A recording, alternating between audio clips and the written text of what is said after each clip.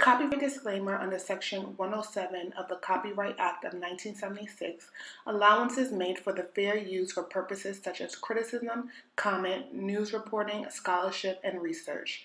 Fair use is a use permitted by copyright statute that might otherwise be infringing nonprofit educational or personal use tips the balance in favor of fair.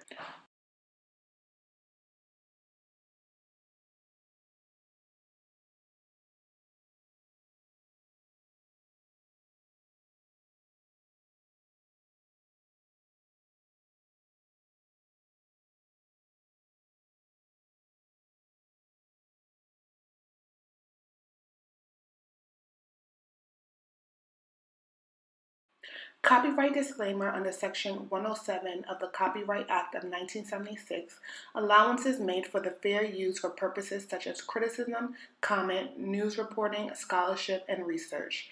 Fair use is a use permitted by copyright statute that might otherwise be infringing nonprofit educational or personal use tips the balance in favor of fair. All topics are for entertainment purposes only. None of the information presented in this video or by VGIRLTV should be taken as fact. Every situation is based on personal experience.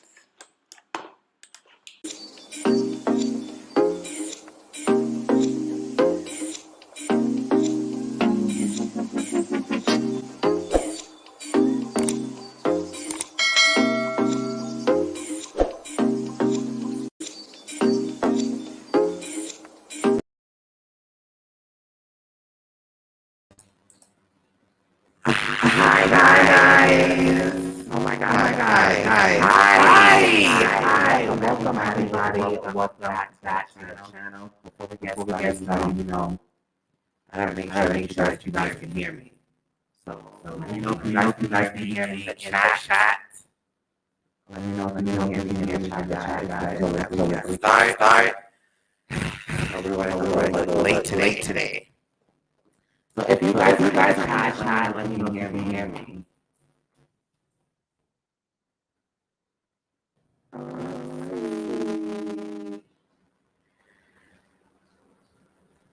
Oh my god! Okay. Hold on, guys.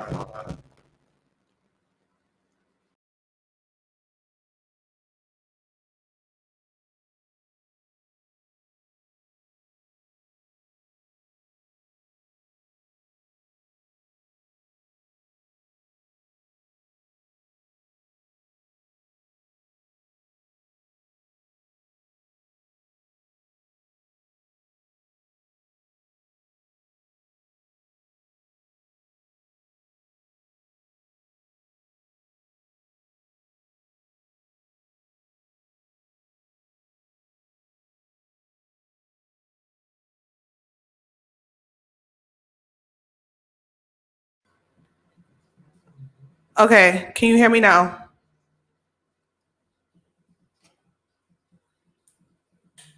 Let me know if you guys can hear me. Lamar can't hear me. People in the comment section, am I still echoing?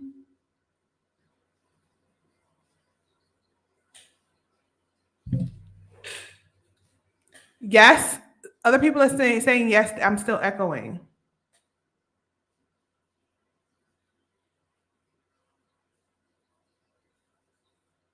Okay, good. Perfect.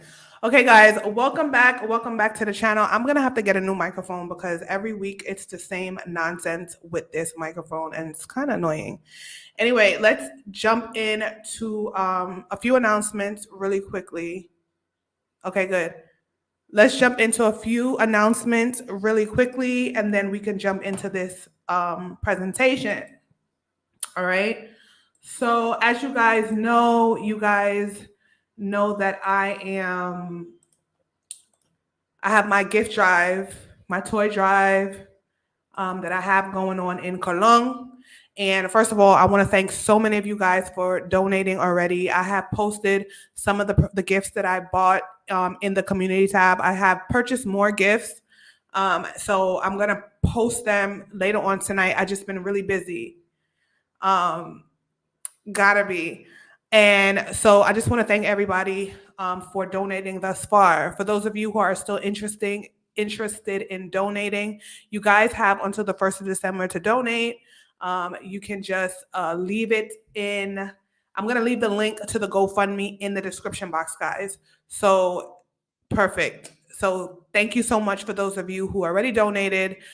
We are on our way to the gift giving season. Okay. All right. So moving on before my mic starts to act up again. I want to introduce this next guest. Our next guest, her name is Lamar Bailey Karamanitis. I am sure you guys can put the last name together, okay? But we're going to bring her on now. I'm a little raveled, guys. I'm a little all over the place. But we're here. We made it. I want to welcome Lamar to VGIRLTV. So, guys, welcome her to the channel, okay? We want to see all the welcomes in the channel, please, and thank you.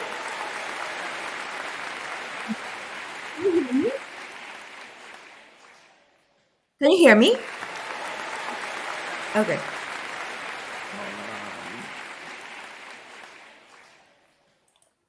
Okay, so for those of you who don't know who Lamar is an Afro Panamanian American like myself. She is a philanthropist. She is an activist. She is a producer, film director. She is a lot of things. This girl is super amazing.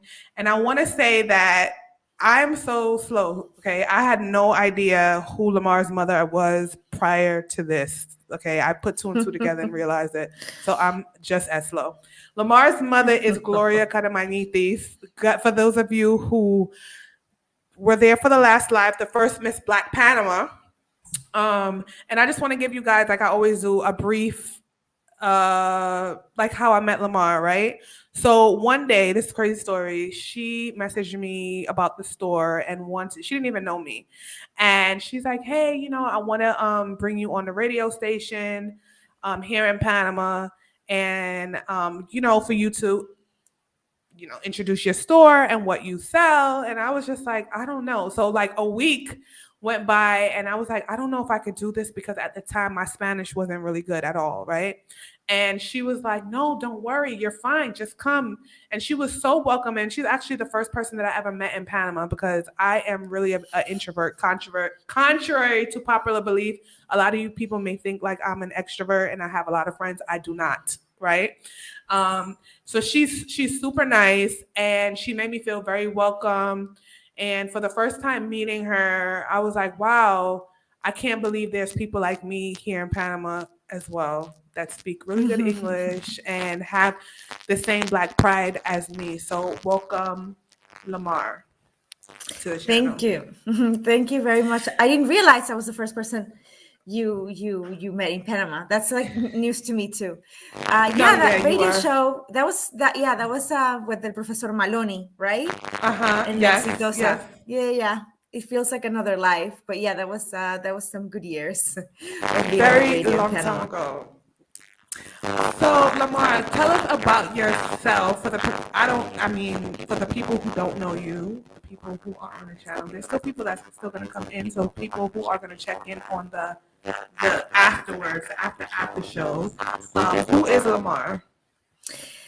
Well, I am, like you say, I'm an Afro Panamanian woman, and I'm an activist. That I work around. Yeah, there's the echo on your mic. Not on my mic, right? On your mic, there's still an echo. Okay. Yep. We're just gonna have to. I'm gonna keep talking, I suppose, while you figure. Okay. So yeah, I'm an activist, and I work around the human rights of Black Afro-descendant people. Basically, I've been part of a couple of organizations in Panama, collectives organizations. One of them is the Red de Jóvenes Afro Panameños, so the Afro Panamanian Youth Network. But the Red de Jóvenes Afro Panameños. Now that was back when I was youth. not anymore. So now I'm part of Voces de Mujeres Afrodescendientes en Panamá, which is like Voices of Afrodescendant Women in Panama. And now that I'm living in Spain, then I'm part of a collective called it's still echoing for me too? It's still echoing. I'm so confused. Okay, you. Okay, you're asking. You're telling me. I don't know. Okay. I'm part of a collective called Uhuru Valencia, which is a collective of African and Afro-descendant people that we work around also issues of basically, Black people, right? So we want, and at the end, what we want is the liberation of Black people, and we see here a lot of instances of here in Valencia that there's an intersection of racism and migration. You sound clear. Yay! Of racism and migration. And we, like just the other day, June 24th, we had, I don't know if you have seen it, but we had a massacre of Africans at the border, at the Spanish, basically at the European southern border, where over 30 African nationals were murdered by the police. So we work around these things, right? And making sure this event in particular is not forgotten, and the government takes responsibility for it, and the people involved also there's accountability for their actions. So that's, and I'm also pregnant right now, so one of my titles is going to be mother very soon. And I'm really excited. I think it's going to be what they call a natural birth, so it's really not up to me. The day that I was given is like in 2 weeks. So, but really, it's my first child, and everyone, it's like, oh, it's going to be delayed because first time. So I don't really know. So I'm expecting December 5th, but we don't really know. Maybe it might be the 10th or the 15th, or who knows. Yay! Do you think Panama needs a movement like Black Lives Matter? Panama, great question, La Pulga. Well, Panama has a very strong social movement that is very old, that is not new. So it wasn't invented by, let's say, La Red de Jóvenes, that I was part of when I was youth, right? Like, so the youth network. Like this man that we went on, we were talking about a radio show. I don't know if you remember Professor Maloney. He was part of the Afro Panamanian social movement for many years. And there are many names in Panama that are people that have been, sort of working for Black liberation really for many years. And actually some of those people and some of those groups were the ones who bought the car for my mom. Right? My mom, when she won the pageant as the first Black Miss Panama, there were many things that there were a couple of premios. How do you say premios? Prizes. Prizes that were not given to her, including the car that you get as a Miss, right? Miss Panama. Mm-hmm. So she didn't get the car because they didn't find her worthy of these prizes or whatever. So the community, and it was really pushed by the movement, by the Afro Panamanian movement, they bought her a car, right? And it is really one of the things that I love the most about my mom's story is how the community came together, for her. And when I did the documentary, Okay, so hold on. Let's pause the break because we're going to get there, right? But before we get to the documentary, I want to talk about your time here in Panama and why you decided to even come to Panama in the first place. Because where did you actually grow up? Where were you born? Oof. Okay, so the thing is that I was born in the US, but that is sort of, I use as fact because I went to Panama when I was very little. I was born in the US, sort of as a protocol in life, but I was quickly taken to Panama. So I grew up in Panama, and Spanish is my first language. Like I would say that. And I went to elementary school in Panama, like kindergarten, first grade, second grade, up to the end of high school, really. Okay, and so at what age did you go to the States? I went to the States when I wanted to go to college. So like I was 17 years old when I finished high school, and then to the US, the adjustment. The thing is, I was sort of, I was lucky enough to have a blue passport, right? That I didn't need a visa or none of that. And I was I also used to go to the US every summer. So every, like, at the end of every school year, since 5th grade up to 12th grade, I used to go to the US for those 3 months of no class, right? In between one school year and the other. So I knew what I was getting, I knew the culture, I knew what I was getting into, I knew a little bit of, what was up. And my older sister, Christine, she graduated high school and moved to New York 2 years before me. So, I had an older sister there, and that really helped me sort of get into a rhythm. And I, started hanging out with the people that she was hanging out with, and sort of went into her group. When I first moved to the US, I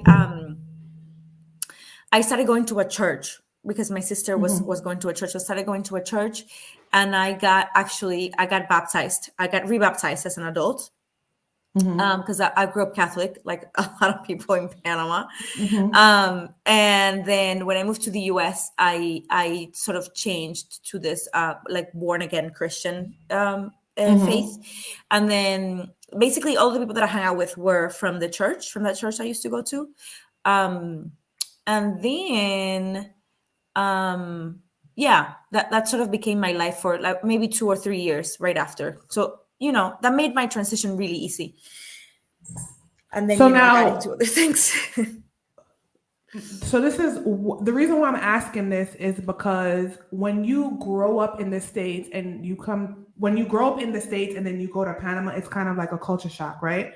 Most people in Panama don't really identify as Black. They identify as just Panamanian. But when you go to America, you quickly realize that they have they distinguish you based on color and not really your nationality.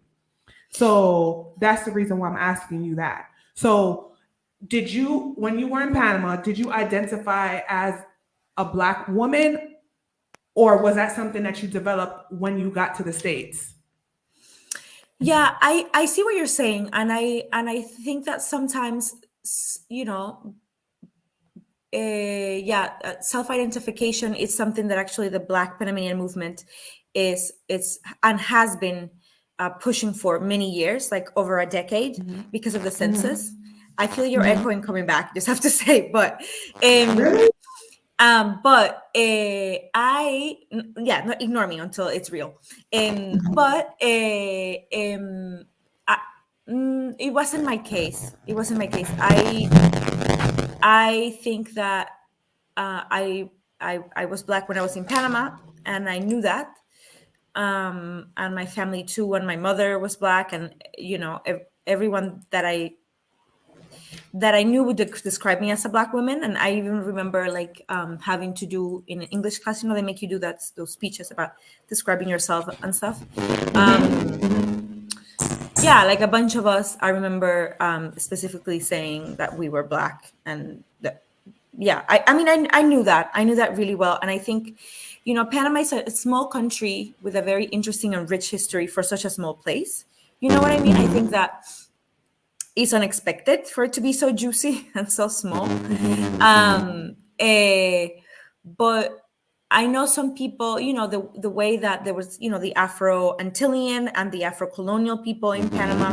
And I don't mean to like lose our audience with too much history, but basically in Panama, when the railroad was being built, right, and then the canal, there were waves of Afro Anglo-speaking Caribbean workers that came, and for some, Black came to mean those people that were like Afro-Caribbean descent, or straight up, not descent, like Afro-Caribbean straight up. And then the Black people who had been there for forever, the people on the coast, they became sort of this, Panamanian, right? And there was in Panama, there was this horrible, you can look this up. There was this horrible constitution of 1941, la Constitución del 41, that it was done under Arnulfo Arias, who was a Nazi supporter, and he basically banned Afro-Caribbean people.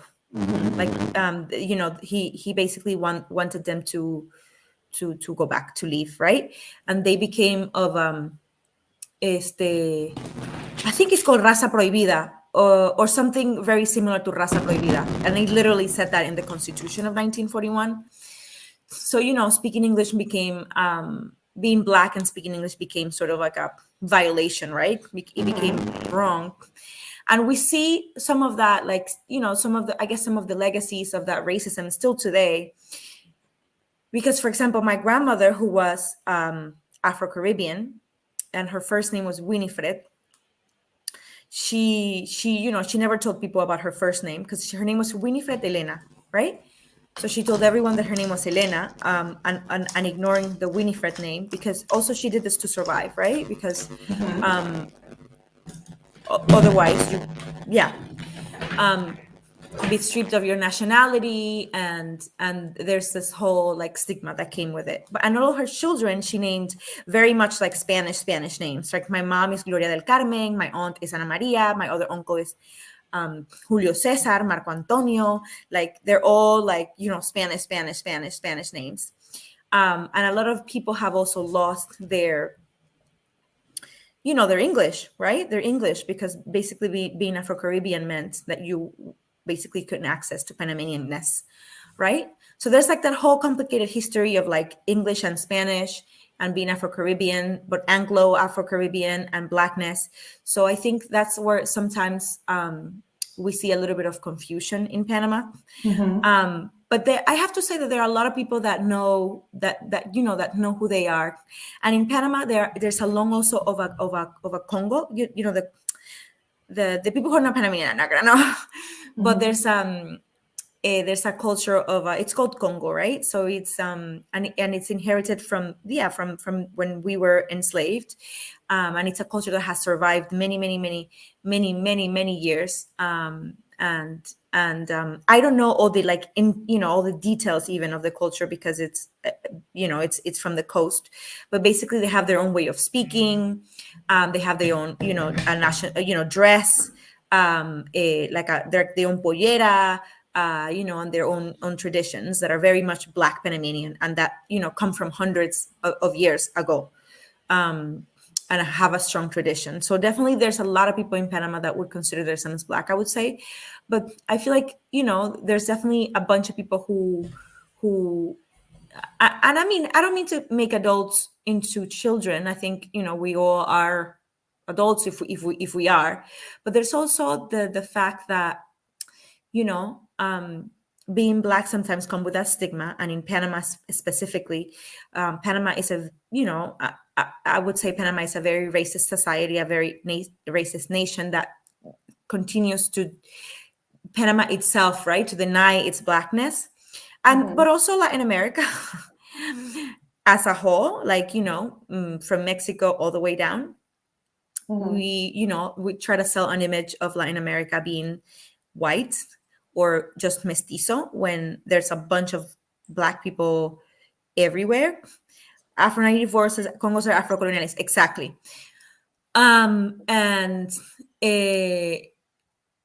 And Panama is not the exception, right? Panama is just out here pretending to be, sending an image. Like, just look at the presidents of Panama and then look at the people in Panama. It's like, what, like, what?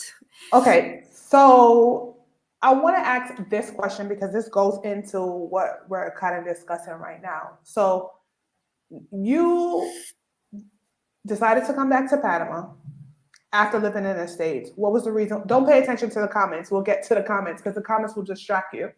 Okay, okay. At what point did you decide that you wanted to go back to Panama, and why? When I was in the States. So I wanted to open a hostel. That's what I met this girl who became my best friend, Pascal Busico. And she and I decided that we wanted to open a hostel and a restaurant and a bar in the Caribbean coast of somewhere. So we flew to Panama and we went also to Colombia, trying to find the perfect spot for this magical place that we were thinking about. And in Colombia, we went to Cartagena, to Santa Marta, and we had to raise money, and we did these parties in Brooklyn because we had no money to pay for a trip. So we did these parties and we came up with the money, and then we went to Panama. No, we went first to Colombia, to Santa Marta, to Cartagena. But believe it or not, clearly it was much harder for us in Colombia to get all the permits because none of us were Colombian.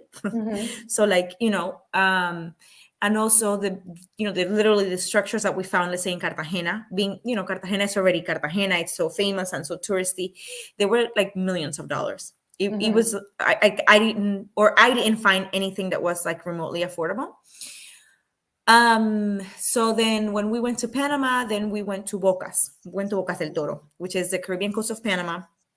And it's the last province that is the closest to Costa Rica, right? And we went to this island with this man.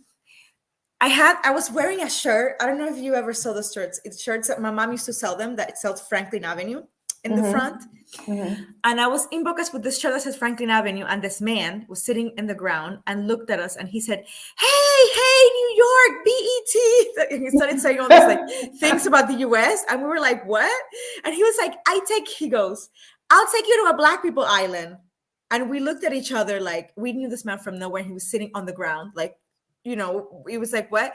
So we looked at each other and we were like, sure. So we hop on the boat with this stranger. And he keeps on saying how his dream is to bring BET to this island. And he starts telling us about how he used to live in New York and he got deported. And then he took us to this island called Bastimentos. And we fell in love with the island. It is a Black people island. And it's a huge island. It's really big, but the town is really small. So, and there are no cars because there's no street. There are no streets. So you walk from one end to the other end of the town in like 12 minutes, right? But the island is huge, but the rest is jungle everywhere. And we decided that this was it. We found the place, right? So it took us like a year and change to find a place to rent and something that we could remotely afford and But then we opened a hostel. We opened a hostel on this island. It was called Yemanja, like the Caribbean goddess of the sea. And then we had the hostel, hotel, and bar for like 2 years. And then we stopped because we ran out of money. And I was already in Panama then. So then I found myself after 2 years, sort of like without a dream anymore and without any money.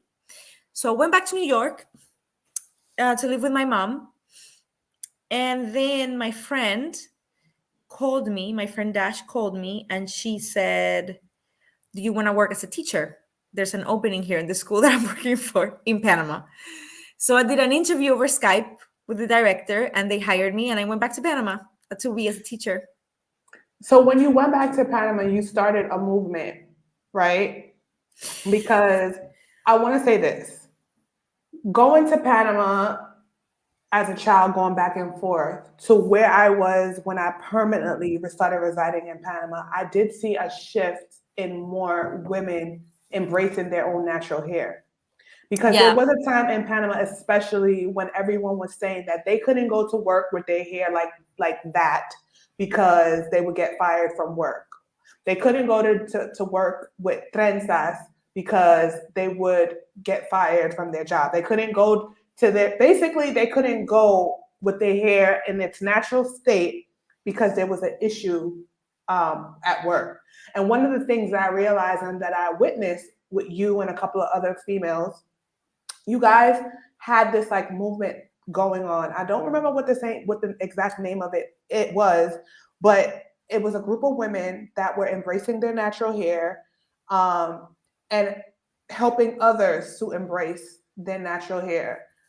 Can you tell me more about that? Yeah. Yes. So basically, I have to say that the main woman in the movement is a woman called Cielka Sanchez. She's from Colón, and she has a page called Natural Yancy, and she's the one who was like the most vocal, and I would say like the most popular too within the natural hair movement. I started having my natural hair in New York. So, so I went back to Panama, and my hair was already natural. And when I started, it wasn't cool, fun, or considered attractive. Like I remember people would like stop what they're doing and look at I was like, an attraction. I know what you're talking about. That's why I'm just like, And people didn't think I spoke Spanish, for example, so they would talk about me in my presence. But then slowly but surely, then this group formed with Cielka and Stephanie. There's this woman called Mipsar, and she sort of became known because she's a nurse, and she wanted to go to work with her braids. So there was, the whole movement sort of backed her up because they didn't want to let her go to work with her braids. But at the end, she was able to because the movement basically stood behind her and all of that. So there's Nipsar, and who is actually now the president of the Reto Jóvenes, Afro Panamanians.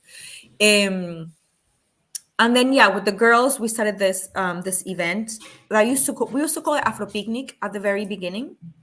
Right. So we had this event, and it was all about natural hair, and we wanted to make it a little bit sort of expanded to include like all things Afro, and like basically like Afro women specifically. And then we changed the name to Melanin Summerfest.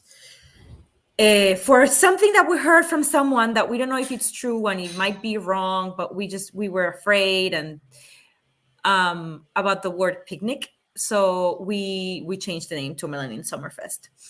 But anyway, when I started, it wasn't cute, but now it is. People are embracing their hair, and Panama is a place where aesthetic matter a lot, and I think that there's still, like, from the moment, even before my mother, through my mother, and to this day, like, the standards of beauty are, basically whiteness, right?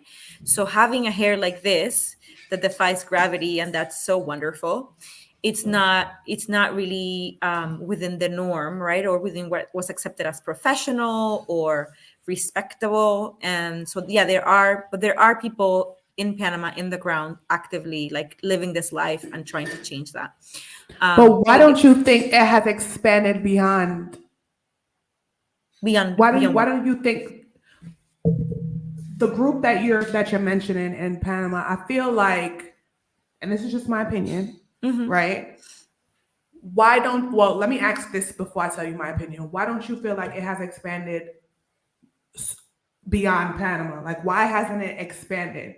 Because me personally, I just feel like it's just a certain group of people, and it's not really, it's like what's the name of that group? Semat, right? Samap.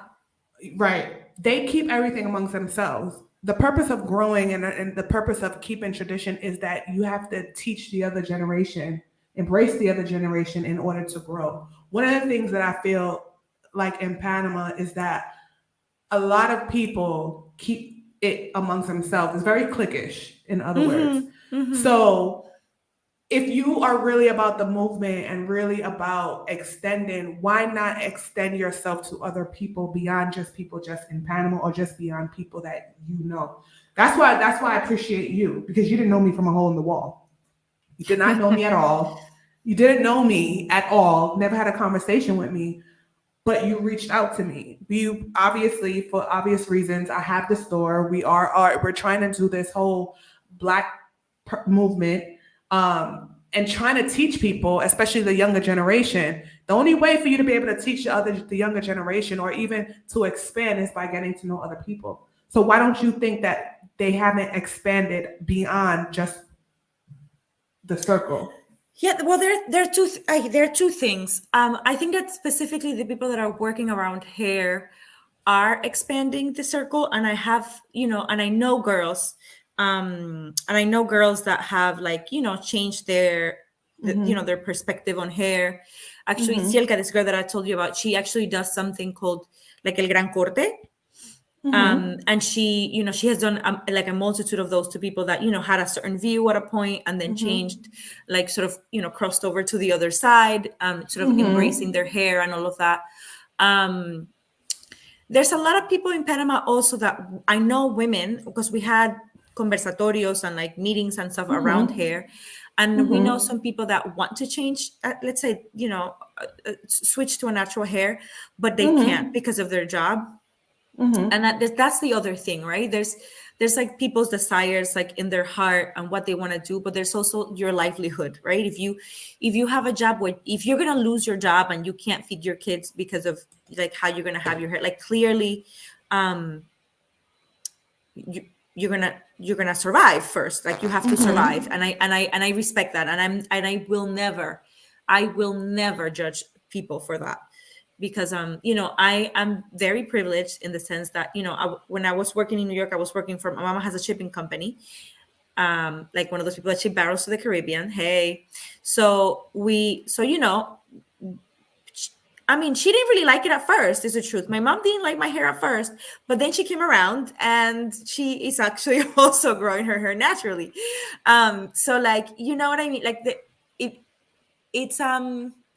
I've been lucky to work for her, and she wasn't. What was she gonna say? No, like she's my mom. She's gonna hire me anyway. She's not gonna let me starve.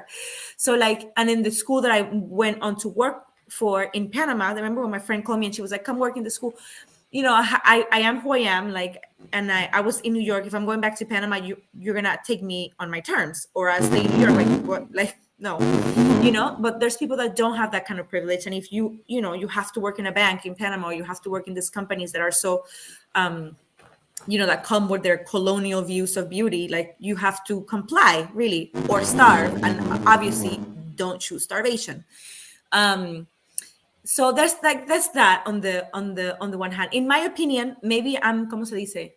Maybe I am too much in my Spanish. Sesgada, like ciega, because of where I stand.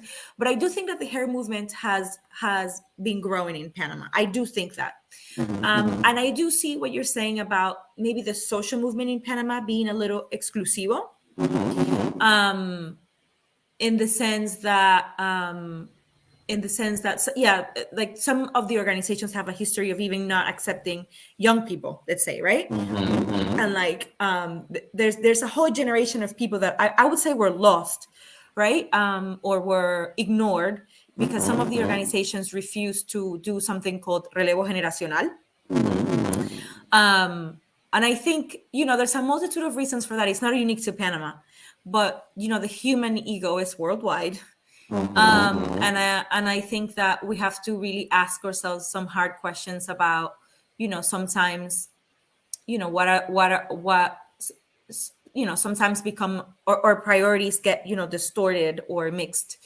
And I think that, but I think that is slowly changing as well.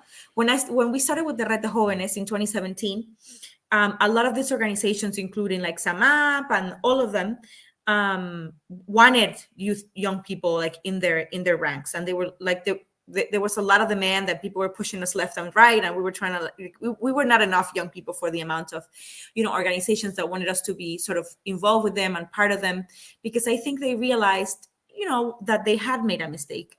And they're people, they're not perfect. And I think sometimes also when you're protective of the movement, maybe, I don't know, maybe in the 90s or early 2000s, they felt that the youth wasn't ready or the youth didn't know. And I think that that's like something, I would say that that's something they regret, especially because of their attitude now. For example, I am part of a group called Hijas del Quebulán, which is we are 6 Black women, and we have this it's like online classes to for and with Black women only, and we talk about political participation and Black Panamanian history, and we also do something called habilidades blandas, like soft skills, that because education in Panama public education in Panama is not really that good. And it needs to change. It does. So we do that, and we also have like a final project where they have to do like a mini social project in their community or in their neighborhood or whatever. And one of the organizations that help us a lot is SAMUP. And I think they help us a lot. And I have to say that they have come around, and I think that has changed. Mm-hmm. So another question that I want to ask you is, if this is supposed to be a movement to embrace Black culture, to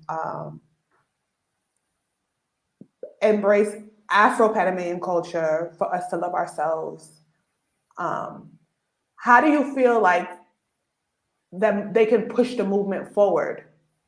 Like, what can they do to push? Because I want to, before I go into that, do you think that people are joining the movement because now it's the thing in the United States? Like, everyone's talking about Black Lives Matter. Everyone is pro-Black and supporting Black people. Do you think it's just a fad, or do you think this is something that people are really passionate about in Panama?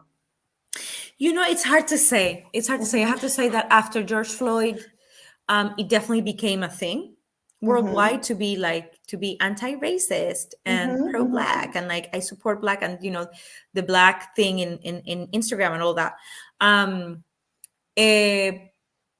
there was also money, right? There was also money being thrown around by big foundations to Black organizations, and that sometimes could also, you don't know, right? Who's who when there's money. So it's really hard for me to say right now. I do have to say that from years before to now, it feels more prominent, more full, that the rooms are fuller of people now. I hope it will stay, but the truth is that in movements are a trend, right? And it's unfortunate. Like, there are people who are going to be in a movement for the long run, and there are people who are going to be in the movement for a minute. And there are people that are going to, let's say, big foundations that are going to throw money at a cause for a minute. And there are very little foundations who are going to throw money at a movement for 10 years, for 20 years, because what people want is like immediate change. And these things don't happen overnight, because things like racism is not something that was established overnight. So it's not something that is going to be solved overnight. It's also something that permeates everything. And people are looking for, people say things like education is key. And sure, education is key, but there's no one solution to a problem that is so big, because it's in everything. It's in education, it's in health, it's in housing, it's in social relationships, it's in the way we look, it's in our standards of beauty, it's in representation, so it's like, we're not going to fix it with one thing, we're going to fix it with a multitude of things. So and it takes time, and it's very, ¿cómo se dice? Tiring. So do I think it's I definitely think it's in fashion. I think there are all other things that are becoming a little bit more fashionable right now. other causes, like, like a couple years it was all about like feminists, right? Like everyone wanted to be a feminist, and everyone was like Me Too and like all of that, and there was there, and there was all of that, and now it's the Black movements, and then it's going to be something else. But I'm talking more in terms of Panama, though, not really the whole global movement. I'm talking about specifically in Panama. Yeah, I think that the whole George Floyd thing has changed, like has permeated into everything, and what happens in the US, could potentially permeate what happens in other countries and in other movements. And I think that right now I see a lot of young Black people involved. So I doubt if there's young Black people involved, I think the movement has hope. Right. The trouble is if we don't have like the youth involved, and it's just a bunch of 40-year-olds, including me. Like I'm turning 40 in a month. Oh my God, you look so young. Thank you. But like I'm not. When I say youth, I'm not trying to talk about me. I'm like the youth. Talking about stuff. It has to be the youth, and I see that. And let me not tell you something. In the movement in Panama, I see some young people that are promising that I'm like they're 23 years old, and I'm just like, I wish I was this bright when I was 23. Like when I was 23, I was lost, dumb, and confused. These people are better. I'm telling you, I'm so convinced. Better than me for sure. I'm telling you. I still can't get over. I'm still in disbelief that you're about to be 40, girl. Like I can't believe it. Somebody said black don't crack. Yeah, right. I mean, I'm like, listen, I hope it does not crack. Please don't crack. How do you feel about people who? Because this happened to me. Now I grew up in Brooklyn, right? I'm like the reverse of you. I grew up in Brooklyn, New York, and I have people like I never ever knew where to fit in, right? I didn't fit in with the Hispanic people because I was too Black to be Hispanic.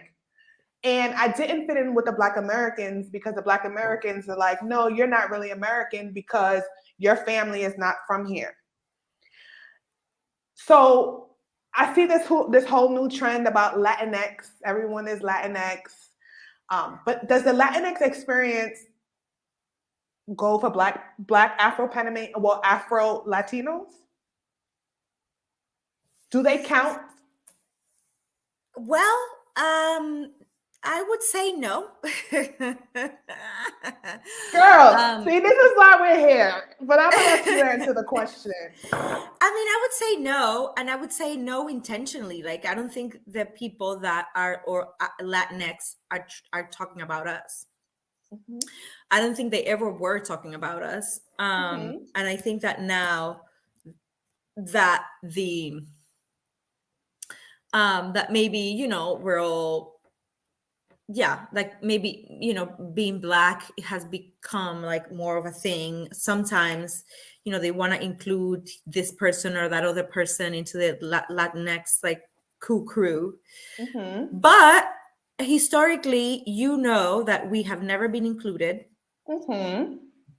So now it's too late. The boat has sailed and we are not interested.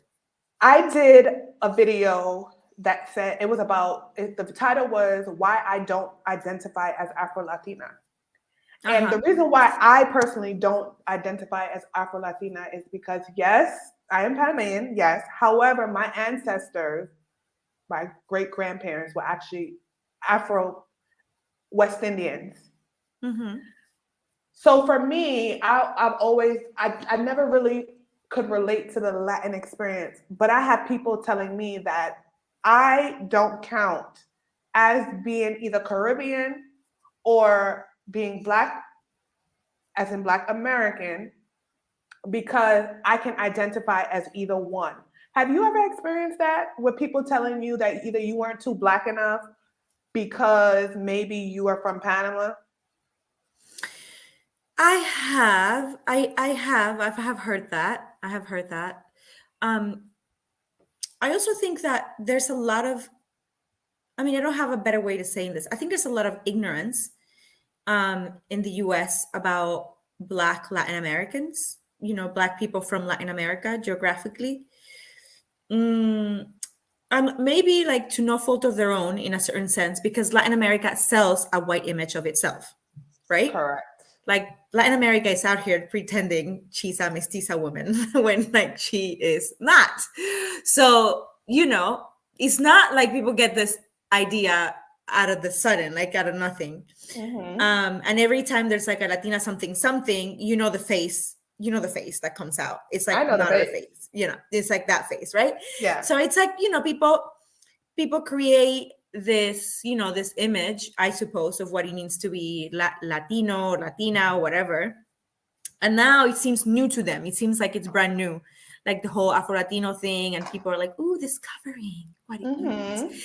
And it's just like, it's boring to us. It's like, it's boring, right? So I think sometimes in the US, people are surprised to hear a Black person speak Spanish.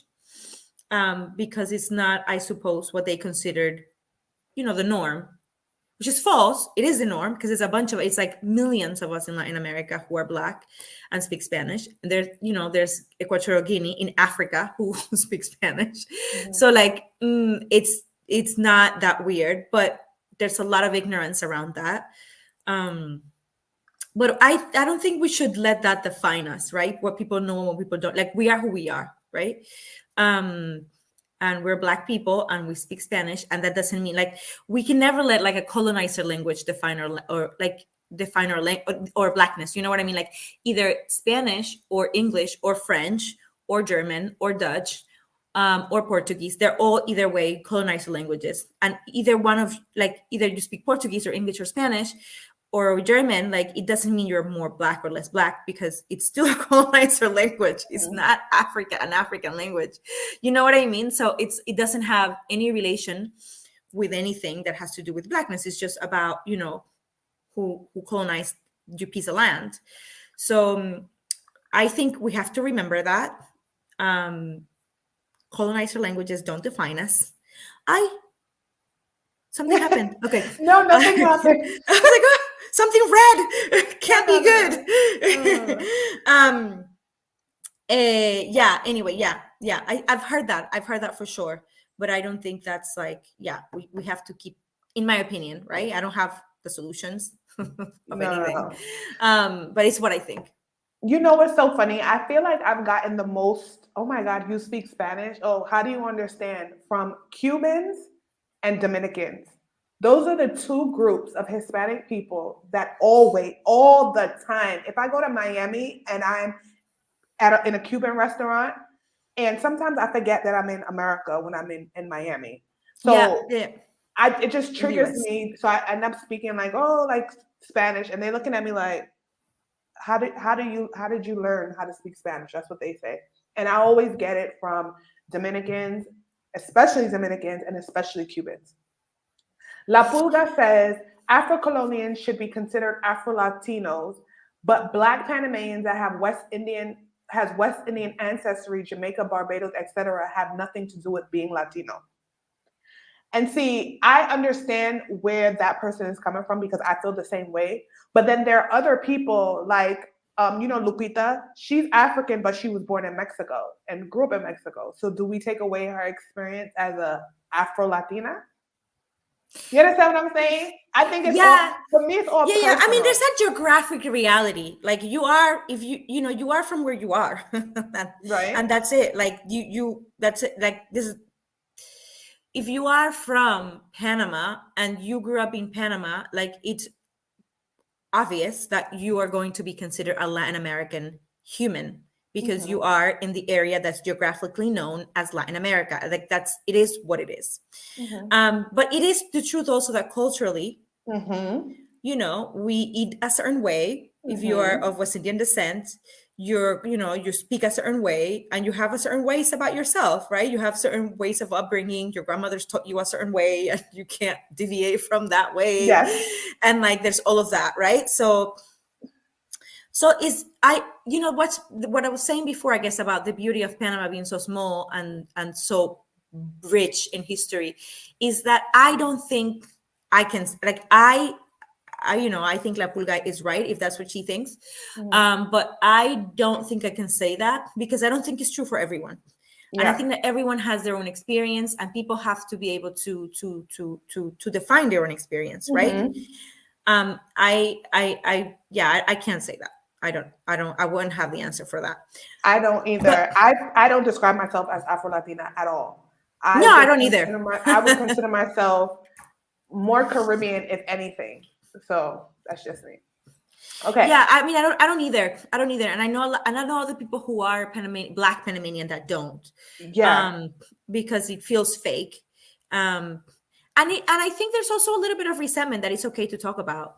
And we have the right to feel how we feel. And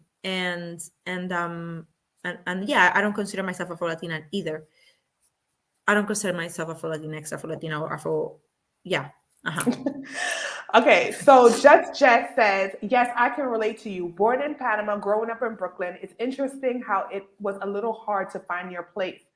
But Brooklyn had so many of us in the 80s, there was a tribe for me. Yes, that for me too. Like, honestly speaking, with me growing up, I hung out with mostly other Panamanian people that lived in Brooklyn. And they were mostly people from Colón, hence, or Jamaicans and other West Indian people. Dominicans, any other place from Latin America, I remember going to college and there were like a lot of Dominicans from the Bronx that went to my college and they stuck to themselves. They did not mix and mingle with anyone. So I never fit in with that group at all. That was just my experience. Yeah, I didn't go to school in high school in the US. I went to high school in the US for one day, and I did notice that people one day literally, and I was like, never again will I come to this place. And I went to a school in Harlem, I remember, and the math teacher was Panamanian. Anyway, but I did remember in the cafeteria that there was a big divide. And I didn't know who to hang out with because there was I didn't speak English that well. And then there were the Latin American girls who were I know what they were doing. I know exactly what you're oh my God, I know exactly what you're talking about. And then then there were the Black girls who were actually very inviting and nice. To me at least. I was cool. I was like, yeah, I could hang out with them. Yeah. As a side note, I remember the Latin American girls. Oh my God. They had a picture. One of them had a picture of Alejandro Sanz? No, girl, I don't know any Spanish people like that. Anyway, so there's he's a Spanish singer. What's his I think his most famous song is Amiga mia. Anyway, look it up. They had a picture of Alejandro Sanz, but because he's famous in Latin America, but not in the US, the other girls didn't know him or whatever. And I guess she was Mexican, or this girl that I'm talking about. And she had a picture of him and she started telling everyone that was her boyfriend. Girl, stop it. And I was like, that's not your boyfriend. That's Alejandro Sanz. I know. And then she looked at you like you were crazy, right? Oh God. Anyway, that was my one day in school in the US. In that school in Harlem. It was fun. Amazing Asky says, correct.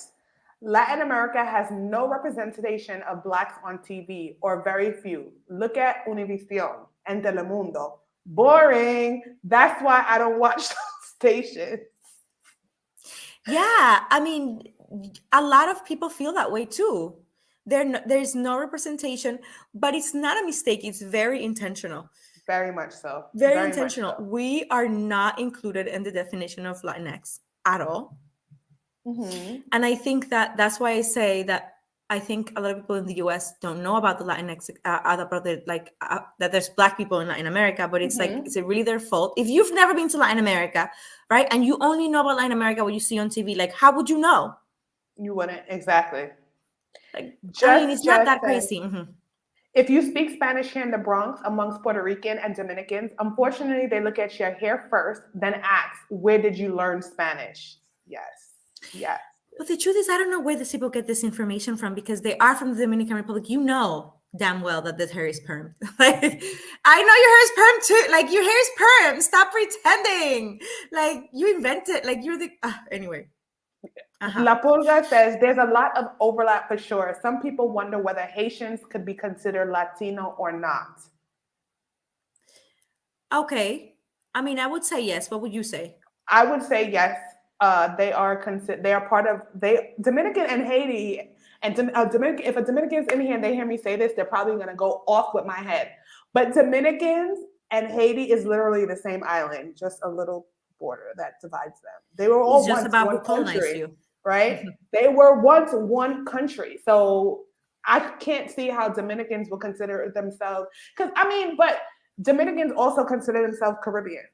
And just like when people say, well, I don't know why Panama is in the Caribbean Day Parade. Well, hello, there's a part of Panama that is part of the Caribbean Sea. So yeah, yes. There's a coast. I mean, I guess like what they mean is like Panama's mainland.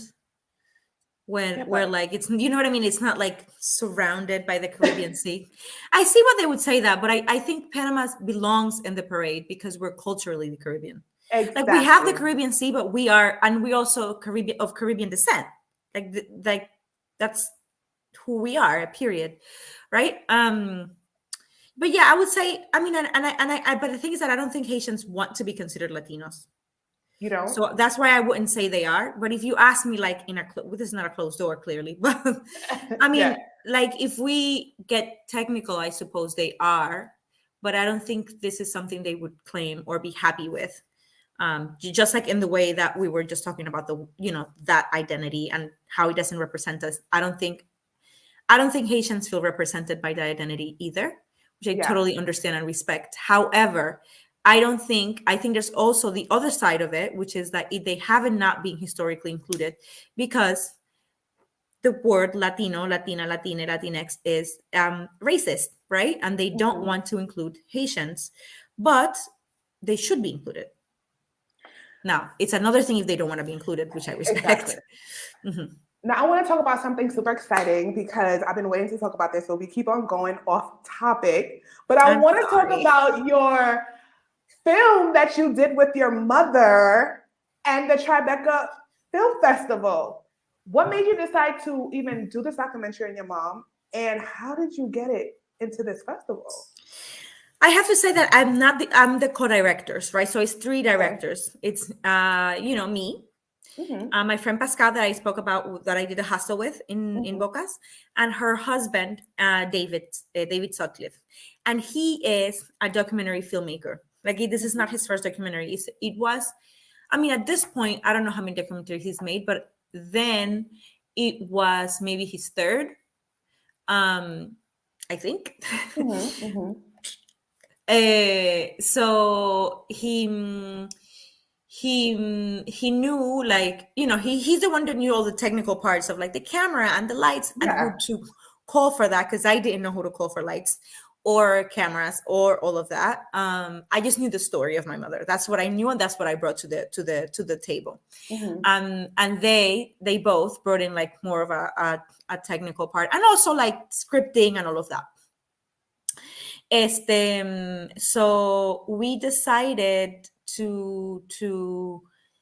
we officially decided like maybe a year before or 2 years before it was we finished it. It took us a while because of the pandemic and all of that. And the idea that we had at the very beginning is very different from the movie that came out. We changed our minds a multitude of times. We were lucky enough to get it also funded by this group, these people called Topic.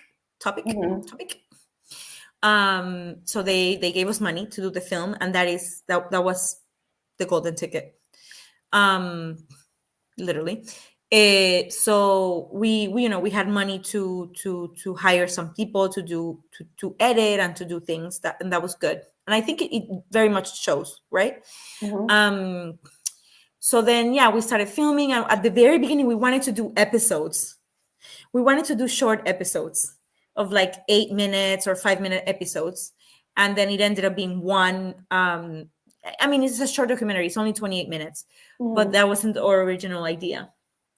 It's something that we decided while editing. And there was also the story was built in another way, and that changed.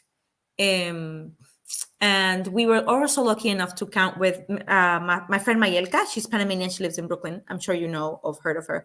She organizes the Afro Latino Festival or Afro Latino Festival of New York, together with Amilcar. And she is a singer, and she made this wonderful, wonderful, beautiful song for the documentary, and she let us use one of her songs called Cada Marea. And also this man called, a friend of hers and mine, Chaco World Music, he gave us also the original music for the documentary. So it, like, we're very much proud not only of of the story, but also at my mother, but also of the music of the documentary. And the fact that we were able to work with friends, right? And then we started filming. We went to Colón. We filmed people in Colón. There's a part where we asked people in Colón in the streets if they remember who Gloria Karamanitis was, and people remembered. People of a certain age clearly remembered. And some of the interviews, was just me like walking into a barbershop and being like, "Hey, do you remember Gloria Karamanitis?" And without saying I'm her daughter, because I didn't want that. Some people were like, "Yeah, of course I knew her. Like, she was like that," and then they would like light up and start talking about how they knew her, and she used to live down the street, and what they were doing, and when she won, and all of that. And yeah, it was really fun. It was really, really fun to film in Colón. And I wasn't really surprised by the fact that people remembered, but it's still nice to hear, that people like how people were impacted by her win, right? Because there's this whole narrative of Colón and the things that Colón produces. When Colón keeps on producing winners, is the truth. Like Irving Saladino, like keeps on and on and on producing like people that bring glory to the nation. But the narrative is another one, right? So there was that. And then yeah, how did we get it into we applied. We just applied for the festival. We applied for a bunch of festivals. We got into some. We didn't get into all of the ones that we applied to. There were ones that we really wanted that we didn't get into. But we got into Tribeca. And that was the world premiere in Tribeca. Saladino is GOAT. And Saladino also gets racially profiled in Panama. I hope you know that. But anyway, that's another topic. And how was that? That was crazy because I also had a little bit of like, I'm not a filmmaker, right? I'm Gloria's daughter, and I'm out here trying to tell her story, and talk about the intricacies of her story and how the community came together for her, and how Panama didn't want her to win, and how national identities all intertwine in the story, and how Panama sells herself as a mestizo white woman when there's a bunch of us who are not. And I wanted to, we wanted to talk about a whole lot more, but we also spoke about U.S. imperialism in Panama and its consequences. And we definitely talked about that because we knew that the audience was going to be a lot from the U.S. But there's also, in no way, shape, or form were we trying to say that Panama needed the U.S. to be racist, because Panama doesn't need anyone else. Like for the Constitución del 41 that I told you about earlier, like it doesn't, like the U.S. didn't do that. It was the Panamanians all on their own. But we talked about that because we wanted to make sure that the audience that we felt like was going to see the film knew that. Anyway, so Tribeca was crazy because I'm not a filmmaker, and Tribeca organized this whole thing that like filmmakers lunch, filmmakers brunch, filmmakers and I'm just like, what am I doing here? Like, I am not a filmmaker. But I went to everything and had my brunch. I had my cocktail hour with the filmmakers and did it all. And it was really fun. I met a lot of really interesting people, and my mom had a blast. And she was definitely the queen, I have to say. In the premiere, which was crazy, we premiered by the Javits Center, and there was a huge screen with like New York behind, like New York, and that was really that was really beautiful. But I remember that a lot of the people at the other filmmakers, because that night there were maybe 4 documentaries that premiered. A lot of the people that went to see their movies and the people that came to see their own movie and the people that were invited or whatever were very casual in the way that they dress, like some Americans are. And my mom was like queening, like she does, like she is, and like she was not gonna like bring it down for nobody. So she arrived like in full queen, like queening. She had this pink dress that would flow like out of her body. It was strapless, and she had like the ponytail like really high up here. It flew here like a river, and people were impressed. Like people were like people had to stop what they were doing and be like, she is a queen. I want to say, you remember how you spoke about how you wanted to show the angle that racism was from Panama and not anybody else. It was just specifically Panama. How do you feel about this comment? Because I feel like, and this is no disrespect to Isaac Alonso, we love you over here. Okay, thank you for supporting the channel. But a lot of Panamanians that are not what you would consider Afro Panamanians feel this way. They say, Panama, Black, brown, yellow, mixed, we all Panamanian. Let's not divide ourselves like how the powers in America got everybody divided. And, I find it funny because he's not the only person that says that. A lot of people that are mixed race, or they don't like the division. They don't like to hear about and I'm not saying this is Alonso. I'm just saying in general from what I experienced, they don't like to hear about the Black struggle. They think that this is made up. Yeah. In Panama, that is. I mean, I'm not talking about the States. The States have their own thing going on. But I mean, specifically in Panama, like I have people cursing me out all the time and telling me, why am I doing this? I'm not doing anything good for Panama, talking about things like this. Yeah, I see what you're saying, and I've heard that too. Like racism is an American problem, and it's not our problem. And we know that that's false. And we experienced racism in Panama, and we are not the ones being divisive.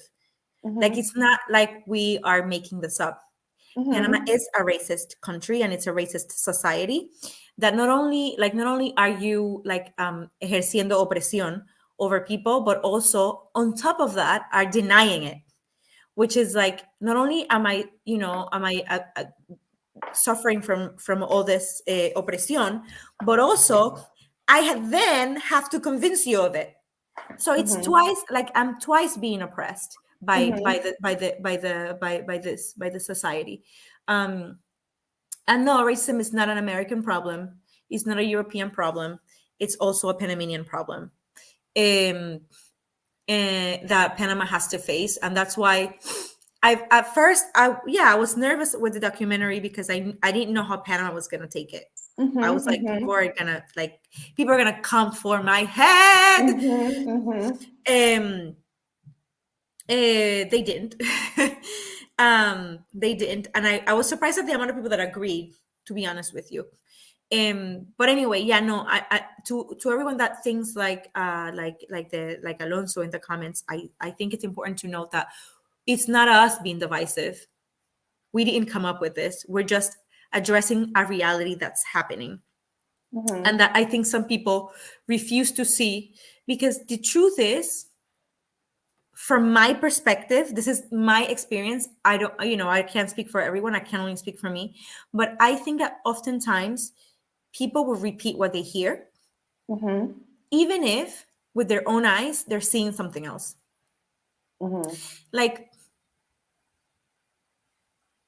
there's no way you don't know that Panama is a racist society. Like I remember I grew up with a show in Panama called La Cáscara.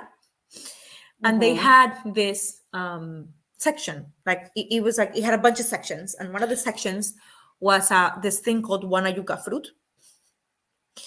And it was like this, it was like a blackface where they had this man with sort of like a Anglo-Caribbean accent, and they were, making fun of him. And he was painted black, but like black, like betún, con betún. And they would put like a bone in his head that would come out like this. And it was like really funny. It was really funny for everybody. Like, you saw it. You were there too. You know it. And there was like los brownies. You know that there's no, representation on TV.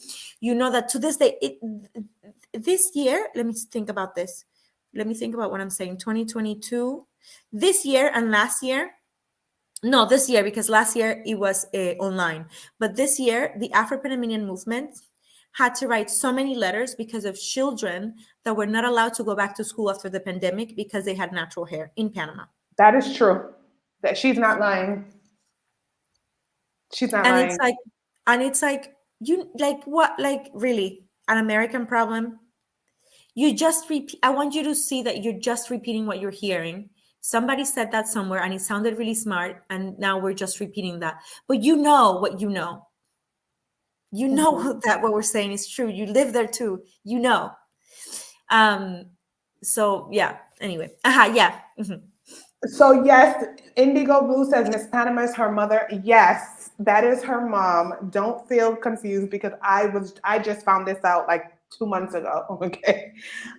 Yes, if you have not had an opportunity to check out the interview with her mother, which was really amazing, and it had so much information and it was really a good interview. I'm going to actually link it in this description box. So after this live, you guys can go ahead and check that out. Okay, let's go back to some of the comments because I like to make sure that my subscribers, they feel they are included. I don't want to leave them out because they play a very important part of this whole thing. Without them, I probably wouldn't be here right now. Bailey is our Jamaican family surname. Did your family come from Jamaica? And if so, what part of Jamaica are they from? My family comes from Jamaica in both sides. Even though my second last name is Karamanitis, we're also Jamaican from the Karamanitis side. So from my father's side, we don't know. From my mother's side, I know Montego Bay. But from my father's side, we know very little. We know his mother was Jamaican, and she was very much like Jamaican. She wasn't like of Jamaican descent. She was Jamaican, but I don't know where in Jamaica. Yeah, sorry. La Pulga says, have you ever had any non-Black try to touch your hair without your permission? Yes, often. And it depends on who they are. So far in my life, I have not been violent with anyone because of that. I do, have told them to stop. I'm backed off and like that kind of thing.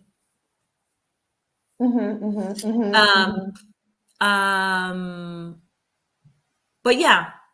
And I have people talk about my hair in my presence in Spanish, thinking that I don't speak Spanish. I remember I was walking one time. What? No, go ahead. You finish your story and I'm gonna tell you something. No, I was saying that I was walking down 42nd Street, in New York, like 42nd Street, right? And this family I don't know where they were from. They were like, I don't know. They spoke Spanish.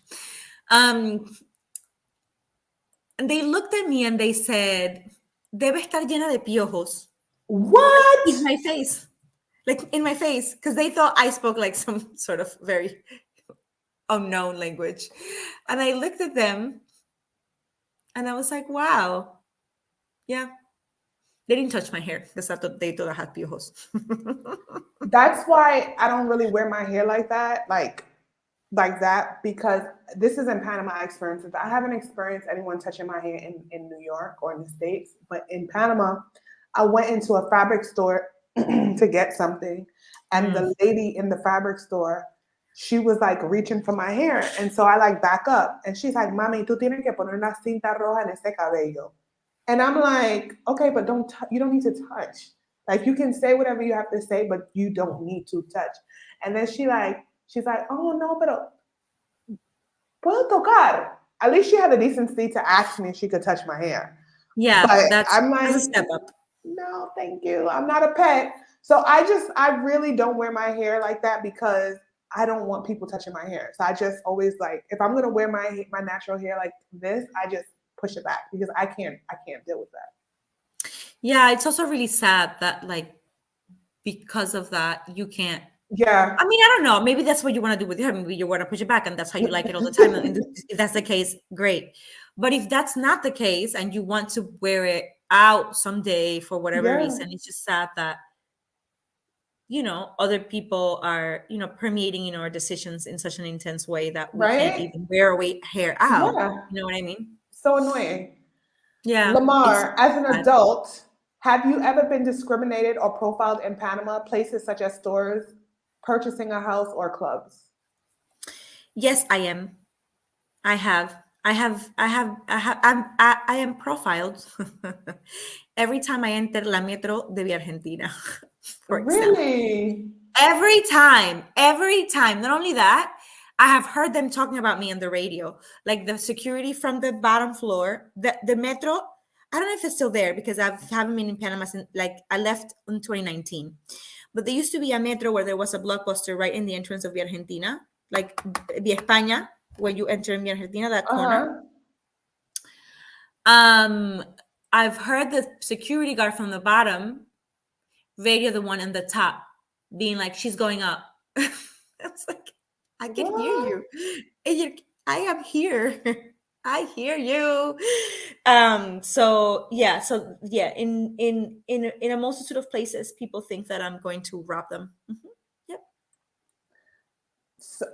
Spaces and Places out there says, is there a link to the documentary? People want to know where they can see this documentary.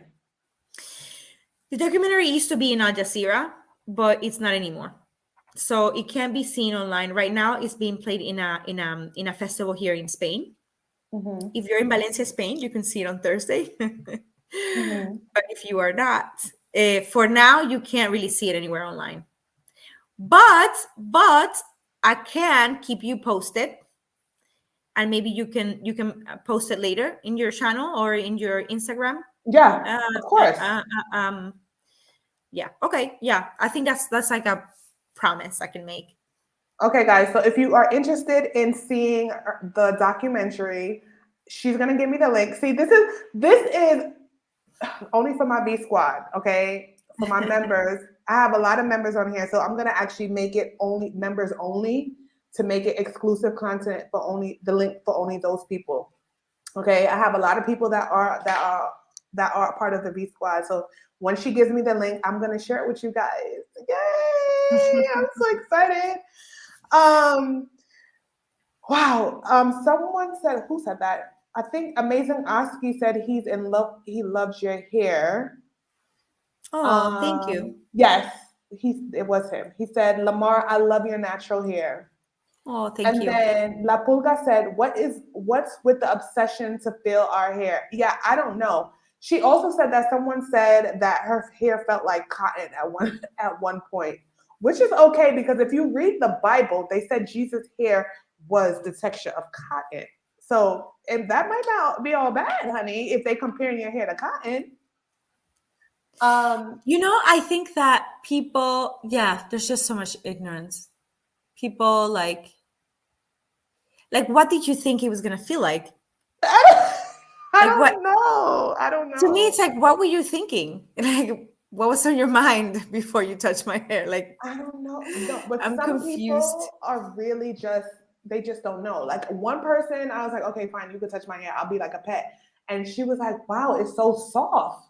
So they probably thought it was gonna, which is crazy because we have so many different textures of hair, But I get, because I had my hair like that, and I don't know. Maybe they felt it was gonna feel like a Brillo pad. I have no idea, but whatever. Afro Native World says, Lamar, where can we follow you? So they want to follow you. I think on Instagram is the best place because I'm not that active on Twitter. It's really embarrassing. I want to be active, but to be honest, I don't really get it that much. I'm really embarrassed by this comment, and I hope it's deleted from the internet forever. But yeah, I'm working on Twitter. So Instagram is the best place, which is at Lamar Iposa. So it's Lamar Lam, like Lamar, like my name, and then underscore. Go ahead. And then underscore Iposa underscore IPOSA. Okay, it's like a play on words, like la mariposa. Get it? Right here. It's on the screen, guys. Mm-hmm. I put it on the screen. There you go. Fancy. Spaces and places out there says you look beautiful just like your mother. Right? Thank you, Space and Places. And let me tell you something. And I'm gonna keep saying this. I just really appreciate, and I told your mom this last time. I was like, I just really appreciate the fact that you didn't know me, I keep saying this again. But I don't think that when people do kind gestures, you don't realize the effects that it plays on people in the future, right? People tend to remember when people do good by them, right? I didn't think when I met you that I would be doing this and I would have this platform.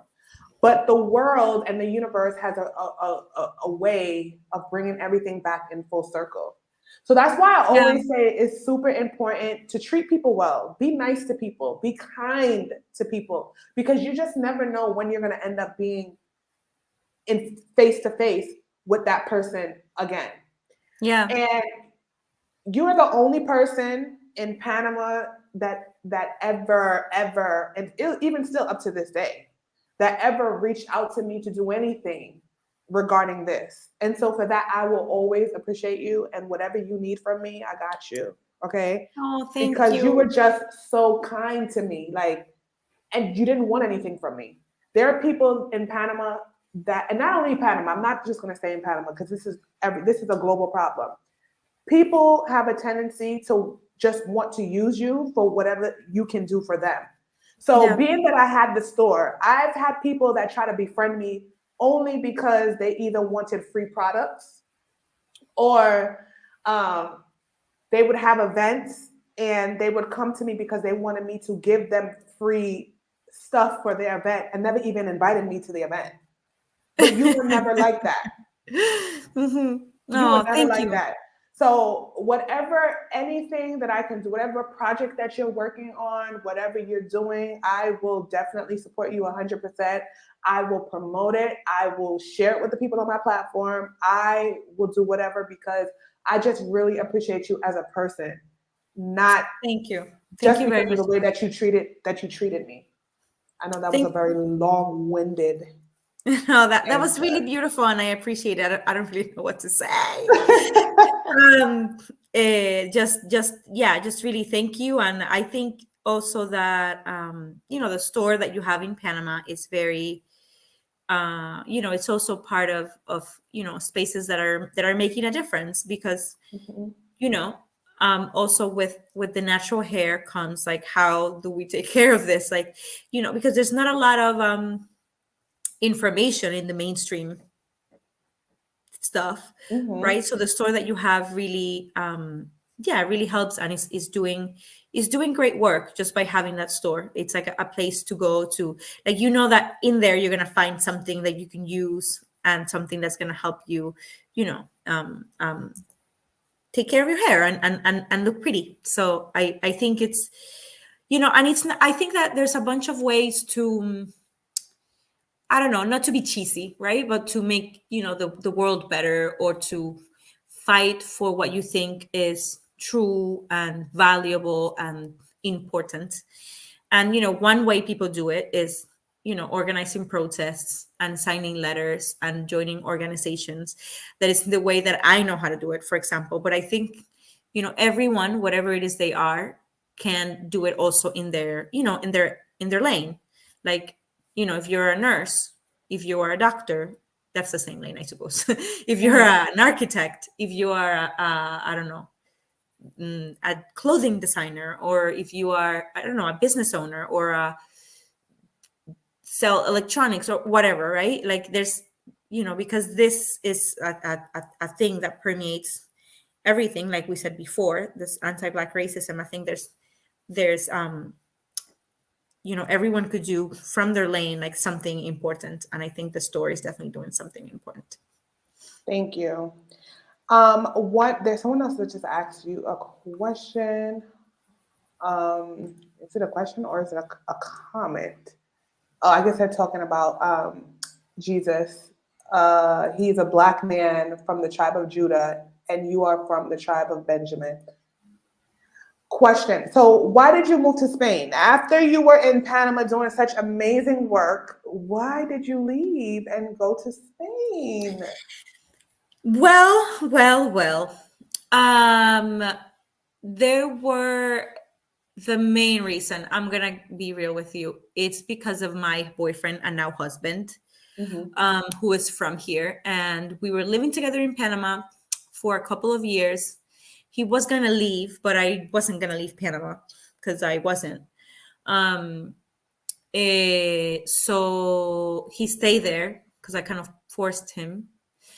And then he wanted to move or be in Spain for a minute, and I was like, sure, I don't mind. But being who I am, and I'm a woman of a certain age, I had to also do something that felt like I wasn't, for lack of a better word, wasting my time. So I signed up for a master's program here in something it's called in Spanish, Cooperación al Desarrollo. That doesn't translate at all because it really translates into cooperation. But it's basically like the intricate world of international aid and development. So I studied that, which had to do with the work that I was sort of doing already in Panama with the activism and with the organizations and all of that. And I had, I would say somewhat a lot of experience with the organizations, like organizing and all of that, but had no sort of formal experience with this in this little world. So then I was able to get a master's in that. And I recently presented my thesis like a month ago. So that's that. Well, I'm actually thank you. I think I'm gonna go back to Panama in June, probably. Okay, well, we're gonna connect. Yes. Do you think you're ever gonna come back to live, or are you gonna just stay? Oh, you don't have to answer that question. It's probably private. Don't answer it. It's okay. I don't know what I'm doing. It's the truth. I don't have an answer. Well, last question before she leaves, guys, because it's already 8:05 and Mama is with child. She needs to rest. It's 2 a.m. here, I have to say. Yeah, so you need to go to sleep. Have you connected with a lot of Black people in Spain? I have. We here create a collective called Uhuru Valencia. Uhuru is it's freedom in Swahili. And we Valencia because we're in Valencia. Valencia. And we are a collective of African and Afro-descendant people, like basically organizing around Blackness. So yeah, and I know people here that, for example, there's a couple here that owns a bookstore. It's a Black couple, and they're great people. If you ever come to Valencia, it's called United Minds. They're great people, and So yeah, there's a good sized Black community here in Valencia that I'm part of. Black and migrants. Amazing. This interview could go on and on and on and on, and I don't want to, it's already late, and I don't want to keep you going, but I will say thank you so much for coming on the channel. Thank you so much for being patient with this stupid mic. I swear to God, next week I'm gonna have a new microphone because I cannot deal with this microphone anymore. It looks good though. It looks good, but I don't know. It's not working for me. So I'm gonna have a new mic next week, guys. Okay.